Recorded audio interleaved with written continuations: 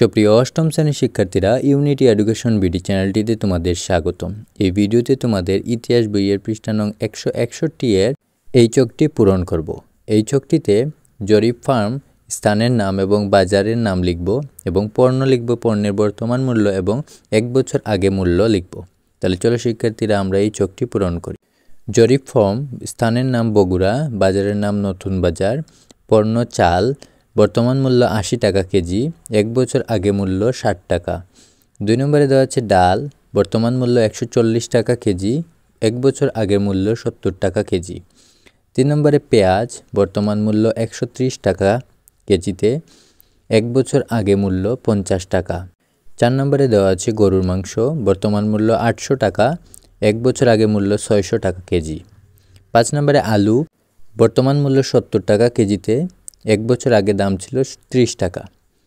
তাহলে শিক্ষার্থীরা, এই ছিল তোমাদের ইতিহাস বইয়ের 161 নম্বর পৃষ্ঠার সমাধান। ভিডিওটি ভালো লাগলে অবশ্যই চ্যানেলটি সাবস্ক্রাইব করতে ভুলবে না।